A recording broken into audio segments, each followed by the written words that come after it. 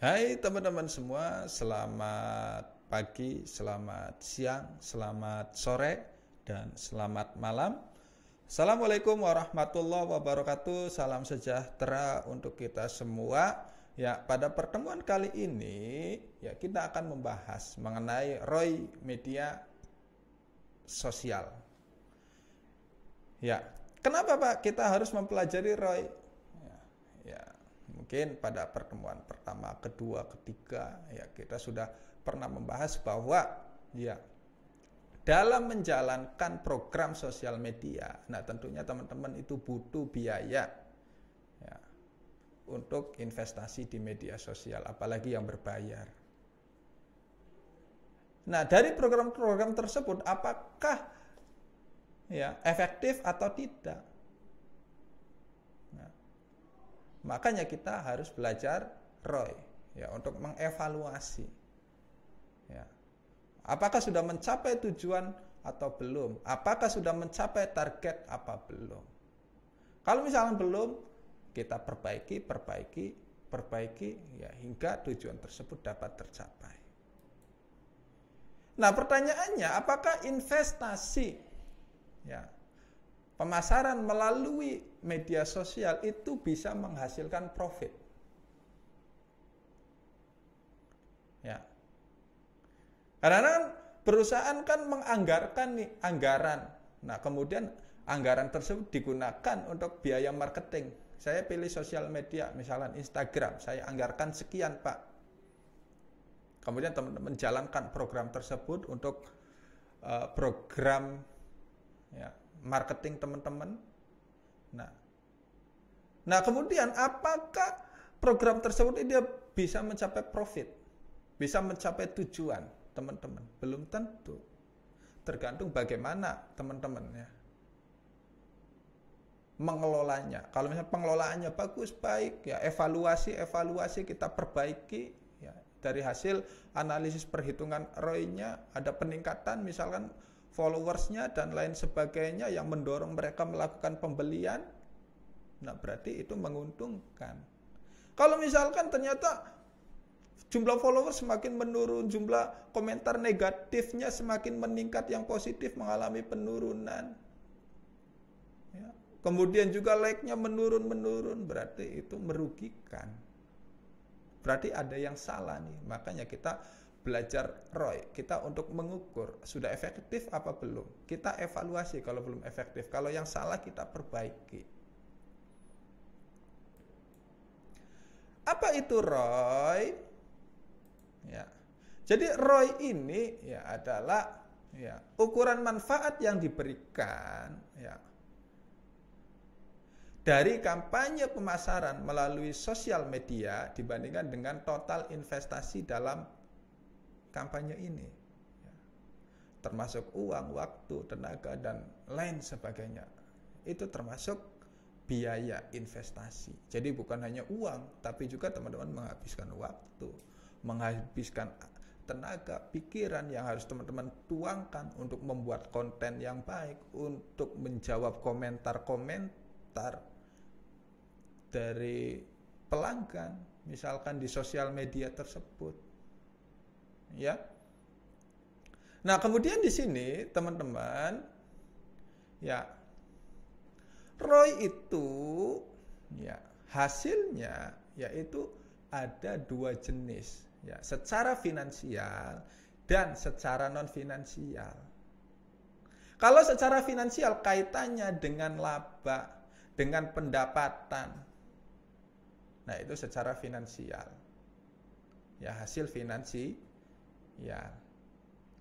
Jadi harapannya biaya-biaya investasi ya yang sudah dikeluarkan teman-teman ya, baik uang ya untuk biaya marketing yang berbayar, tenaga, pikiran, SDM ya. Yang sudah dikeluarkan harapannya teman-teman mendapatkan benefit. Benefitnya bisa hasil non finansial yaitu laba, peningkatan pendapatan. Nah, ini merupakan titik akhir dari tujuan pemasaran media sosial. Dan bisa juga ya benefitnya itu berupa hasil non-finansial. Yang apa? Ya, biasanya peningkatan followers, peningkatan jumlah likes, ya. Komentar negatifnya mengalami penurunan, yang positifnya mengalami peningkatan. Nah, harapannya peningkatan-peningkatan itu, ya, itu merupakan hasil non finansial. Nanti akhirnya ketika semakin banyak followers, semakin banyak yang nge-like, semakin banyak yang komentar menanyakan produk tersebut. Nah, harapannya adalah titik akhirnya mendapatkan hasil finansial. Sehingga mereka terdorong melakukan pembelian sehingga mendapatkan profit. Nah, ini ya. Nah, untuk perhitungan ROI bagaimana, Pak? Ya, ini perhitungan ROI secara finansial. Ada 2 jenis, ya. Bisa simple, ya, bisa lebih spesifik, maunya lebih kompleks, ya. Kita mengaitkan, ya, terkait total COGS, ya, cost operasional ini, ya. Nah, kalau misalnya secara simpel, total revenue dikurangi biaya investasi dari marketing. Kemudian dibagi dengan biaya marketingnya itu berapa. Kemudian dikali 100. Ya. Kalau yang lebih kompleks, ya teman-teman, ya di sini total revenue, pendapatan berapa, ya, dikurangi ya, biaya operasional, ya, untuk membuat produk tersebut, ya, dikurangi lagi biaya marketing, dibagi biaya marketing dikali 100. Ya, jadi di sini ada 2 jenis. Nanti teman-teman tergantung nih bisa ngukur dari mana. Tapi yang lebih akurat ya ini di nomor 2 karena kita melibatkan biaya operasional untuk membuat produk tersebut. Ya. Nah, misalkan teman-teman ada perusahaan di sini mereka memiliki 2 unit bisnis, ya. Misalkan memiliki 2 unit bisnis, misalkan unit bisnis A, nah itu produk motor, yang unit bisnis B, ya produknya mobil, misalkan dengan Instagram atau sosial media yang berbeda, ya. Misalkan kalau dipilih media sosial Instagram, berarti unit bisnis A punya Instagram sendiri, unit bisnis B punya Instagram sendiri, anggarannya sendiri-sendiri. Misalkan unit bisnis A anggarannya 1 juta, ya, sama dengan unit bisnis B. Kemudian pendapatannya, ya kita lihat, ya, untuk bisnis A, ya, dari jualan motor 5 juta, sedangkan bisnis B untuk jualan mobil, ya, pendapatannya hanya 500.000. Mobilnya nggak laku-laku, Pak. Pasarnya kurang bagus, Pak, dibandingkan dengan motor. Nah, karena harga mobil terlalu mahal, misalkan. Orang-orang masyarakat lebih kuat beli motor.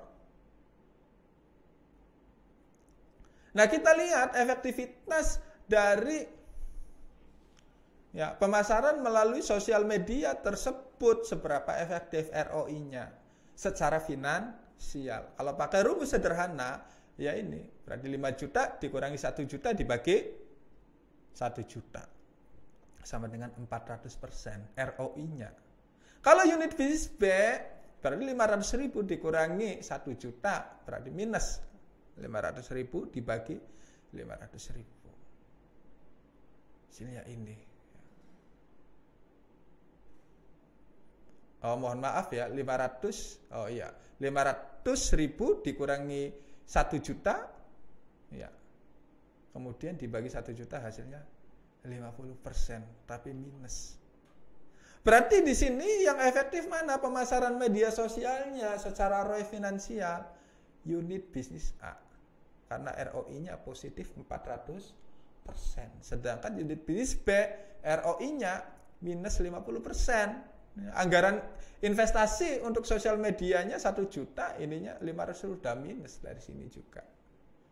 Ya, jadi yang unit bisnis B, nah ini perlu dievaluasi. Apa ini yang salah? Apakah konten-kontennya? Ya. Apakah timelinenya? tidak tertata dengan baik, atau bahasanya ya, tidak menyesuaikan dengan bahasa customer, terlalu kaku, banyak yang typo dan lain sebagainya, atau kurang promo-promo. Nah, itu perlu kita evaluasi, kita perbaiki. Nah, kita lihat teman-teman, bagaimana Pak cara mengaitkan media sosial ke laba rugi. Nah, titik akhirnya kan tadi adalah hasil finansial. Nah, ini titik akhir dari program media sosial, dari ROI ya, adalah hasil finansial. Nah, misalkan perusahaan menganggarkan tuh investasi ya, untuk program media sosial. Nah, harapannya adalah hubungan investasi dengan imbal baliknya, hasil finansialnya adalah mendapatkan laba. Pendapatannya mengalami peningkatan, Pak. Nah, tapi tentunya untuk mencapai titik akhir ini, nah, kita harus melewati step by step. Ya. Anggaran investasi, kemudian anggaran tersebut dilakukan untuk pemasaran ke media sosial. Misalnya saya pilih Pak, media sosialnya Instagram, Facebook, Twitter. 3 itu Pak, untuk pemasaran. Ya. Kemudian kita tetapkan 3T plus 1S. Apa itu? Tujuan, target, taktik, dan strategi. Kita terapkan, kita buat timeline-nya, Pak. Kemudian bagaimana reaksi dari pasar, bagaimana reaksi dari customer. Apakah mendapatkan respon positif, followersnya mengalami peningkatan, likes-nya mengalami peningkatan? Apakah citra perusahaan itu mengalami peningkatan, komentar negatifnya menurun, positifnya itu mengalami peningkatan? Ya. Ini merupakan dampak non-finansial. Oh, ternyata dari hasil indikator-indikator itu, elemen-elemen itu bagus, Pak. Responnya positif, banyak yang nanya produknya, harganya berapa, tipe-tipenya apa. Ya. Positif, mereka tanggapannya kebanyakan, Pak. Nah, baru mereka terdorong melakukan pembelian, sehingga hasil akhirnya adalah pendapatan mengalami peningkatan. Ya, jadi nggak serta-merta saya pemasaran melalui media sosial tiba-tiba mereka langsung beli, enggak. Tapi ada by proses. Kita lihat dulu engagementnya ningkat enggak nih, like-nya ningkat enggak, followersnya ningkat enggak, komennya ningkat enggak, dan lain-lain sebagainya. Kalau itu mengalami peningkatan, tentunya akan berdampak terhadap hasil finansial. Nah, contohnya bagaimana Pak? Misalkan di sini ada yang hasil non finansial ya. Misalkan di sini ada pemasaran di 3 kota. Ya. Kita lihat hasilnya, ya. Ini naik terus lonjakan, sedangkan yang di Bandung ya naik turun kurang signifikan. Berarti ini kurang berdampak, menurun ya. Di bulan Agustus 00, September, Oktober ya ini naik lagi. Nah, ini perlu dievaluasi nih kenapa. Nah, ini naik fluktuatif terus naik terus. Kalau ini naik turun naik. Nah, ini lumayan bagus nih dampaknya terhadap penjualan. Ya.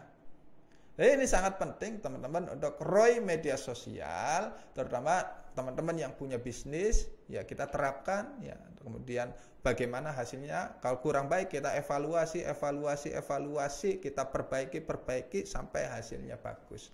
Pendapatan meningkat, engagement meningkat, citra meningkat, ya dan lain sebagainya. Mungkin ini saja yang dapat saya sampaikan.